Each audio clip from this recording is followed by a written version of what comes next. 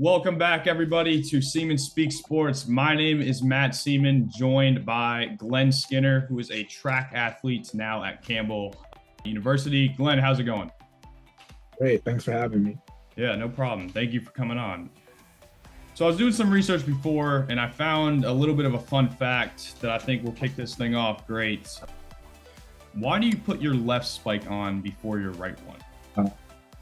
I just feel like it makes me concentrate more, like have a daily routine for me to perform better. And you also listen to Crazy Story 2 by King Von. Yeah, it started when I was younger. I just heard the song one time, like the beat kind of got me upbeat. So now I just listen to it before every single race, just like lock in. Let's flash back a little bit. Let's go back to high school, Ocean Lakes High. How did the COVID-19 pandemic impact your decision to select your first college?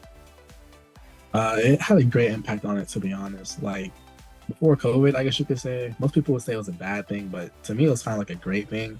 I got in way more training than I would normally get without COVID. And after that, I was gonna go to a school up in Pennsylvania. I forgot the name of it. It was like Point Park University or whatever. But they were the only ones that offered me so far because, I played football and stuff too. So I had to decide.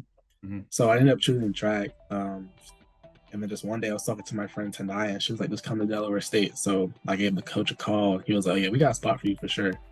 And that's kind of I just chose it right there because he forced me into like picking if I wanted to go there right now or not. What made you pick track over football at the end of the day? I honestly don't know. Like, Ocean Lakes is a powerhouse. It was fun while playing at first. 9th grade through 10th grade, I wanted to go to like college for football and stuff. But then like after a while, I started doing way better in track, and I was like, all right, you get way more attention from your coach in track. And after I got all regional one time, I was like, I kind of like this. So I kept putting in more work, and they ended up paying out. Yeah, and track, that's, one of those sports that I thought you were always better in that. Let's move on. So high school's done, you get to Delaware State, and you win the 2022 MEAC Silver Award, 4x4 relay with your boys. What was the chemistry like with your teammates? We had great chemistry, honestly. It was my friend Julian, Malachi, and Nick. Julian was a graduate senior. Me and Nick came in at the same time. We were both freshmen.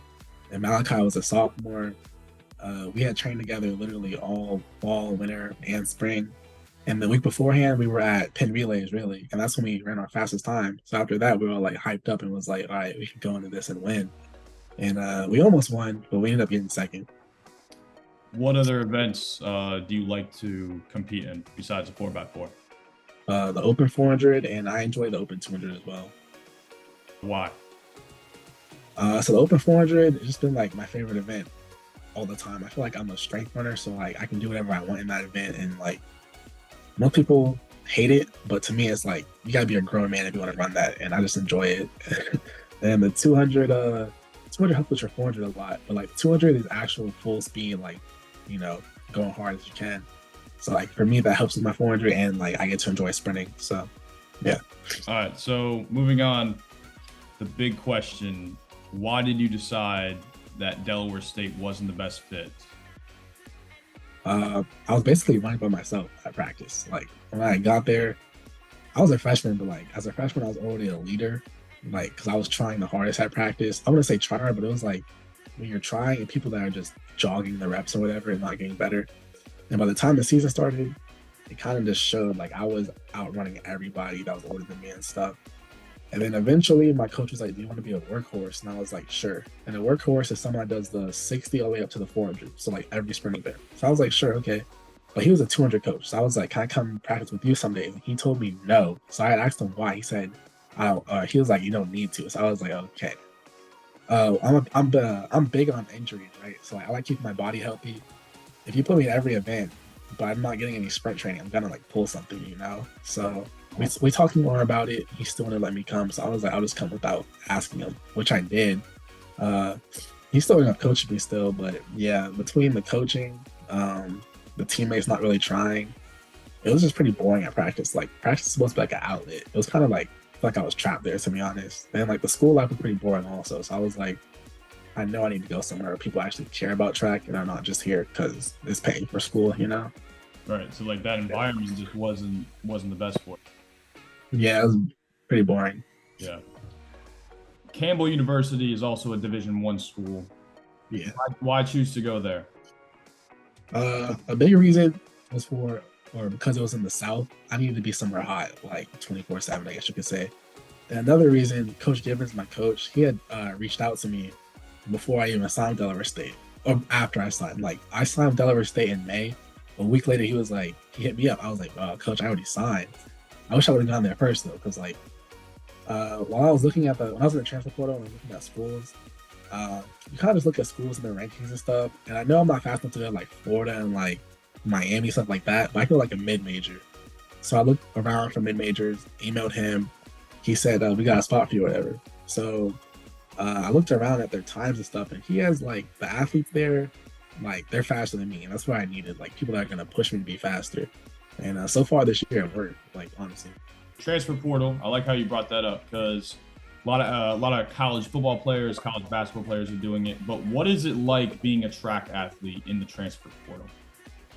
To me, it's way different. Like, I honestly hate when people say, like, you transferred because you couldn't take it, or transferred because, like, the spot wasn't there for you and stuff like that. But, like, with track, it's like you're transferring either because you don't like the school at all, or because, like, you know you can be in a better situation. Mm-hmm. So, like, I guess with track, it's kind of like high school all over again. Once you enter it, you start emailing literally every single coach that you can, like, find or whatever. Tell them your times, your GPA, where you're from. And yeah, you just go from there. What do you like most about Coach Gibbons? I like his mentality. Like, he's honestly just like my high school coach, Coach Ashton.